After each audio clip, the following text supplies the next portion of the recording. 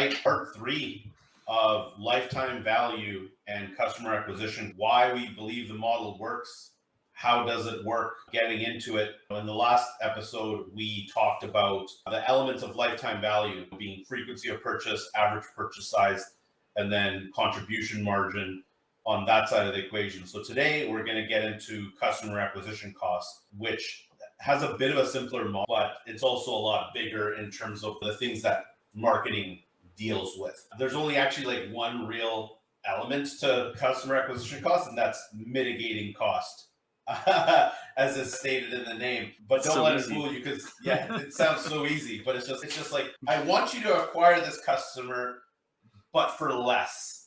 This is what we spend all of our time trying to figure out for all our clients, is how do we get more for less? That's what everybody wants. Very easy to say, hard to do in the world that we live in today. But to get into it, Ricky, maybe start us off with the list, right? Because there's no shortage of items on this list. Yeah. So to start off with, if you're running online campaigns, ad optimization is like the biggest thing. Basically, if you're running campaigns to acquire customers, then how well those campaigns run, whether it's the creative, whether it's the targeting, all of those factors, some of which you guys know about, all of those pieces that determine the performance of the campaign, we refer to those basically as ad optimization. Optimizing those elements increases the output of those campaigns. So if your creative is twice as performant as it was previously, you would expect that the acquisition cost of your customers to go down for a multiple of reasons, whether it's quality score, whether it's just being more persuasive. There's lots of different reasons. So ad optimization is a huge one. Yeah. The next one we have on the list is CRO. This one's, again, like all of these are obvious to say, hard to do. So, conversion rate optimization, for anyone who doesn't know CROs, conversion rate optimization.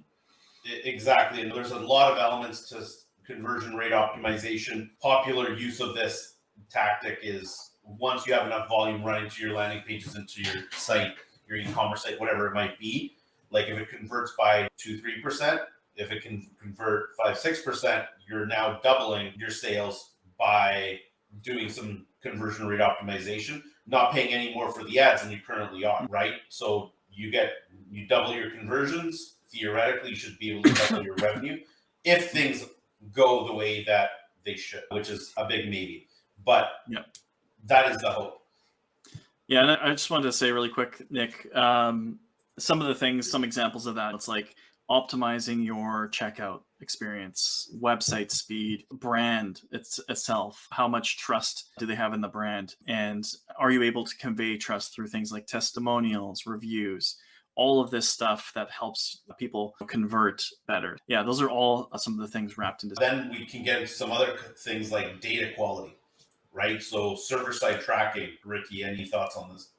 Yeah, server-side tracking, we're talking about things like having your own database to base the performance of the data that's coming through to your campaigns. If you're using algorithms to your campaigns, this basically improves the accuracy of the data. So then you get better performance optimization out of it. So, whether it's using like the API through Facebook, whether it's using things like connecting your Pipedrive with HubSpot to get your offline conversion tracking, there's lots of ways you can improve your data quality, and that just helps the algorithms optimize better. Also, I would say the next one is if you're not spending too much in ads yet, like if you're like under that 10K a month in ad spend, scaling up campaigns to lower cost per result. We've seen time and time again that there's this sort of like relationship where if you're not spending enough, you're actually, as you spend more, everything actually gets cheaper. Obviously, like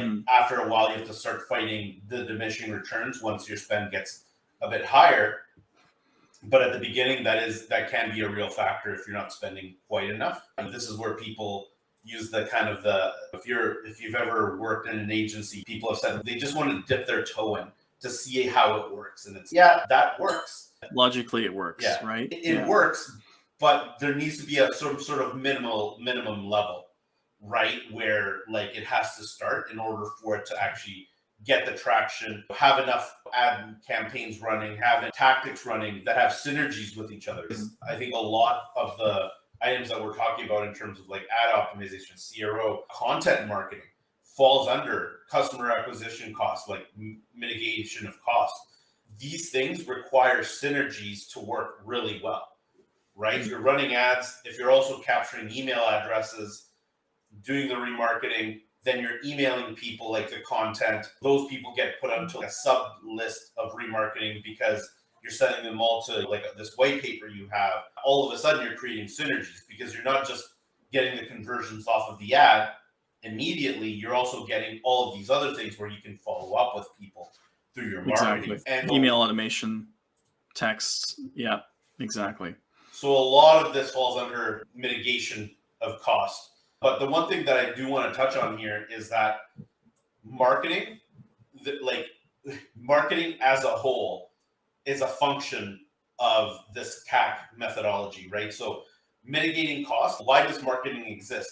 Marketing arguably exists because you can acquire a sale or a lead cheaper than if you were to hire a salesperson to do the whole funnel by themselves. So if you think about it, if you run an e-commerce store, if you shut down the ability to purchase online, what would you do? You'd have a retail store, you'd have a person in that retail store selling, or you would have a door-to-door salesperson like they had a few decades ago, right? So we just have the ability to bypass the need for a salesperson through the e-commerce shop. But really, like if you look at 50 plus years ago, door-to-door salesmen, they were the marketer and the salesperson all in one individual. So what you're really doing is that there's like salespeople, and there's some businesses that still do this today. Salespeople are both the marketer and the salesperson all in one, because that salesperson needs to figure out that messaging to get that attention so that they can talk to that prospect. In other places, marketing does some of the lifting and sales does some of the lifting, and the marketing exists because it's cheaper on a per unit basis than having the salesperson do the whole thing, right? So that's really important to understand in this mitigate cost, customer acquisition cost model. The reason marketing exists is because it's cheaper than a salesperson, right? And that's something that we have to keep top of mind. Absolutely. Yeah, I think that's a really good way to wrap it up, Nick. And just to recap, if you didn't see our last episode, basically we've now covered LTV and CAC, frequency of purchase, average purchase size, contribution margin for lifetime value, and then for customer acquisition costs, all the different ways you can mitigate costs. Until next time.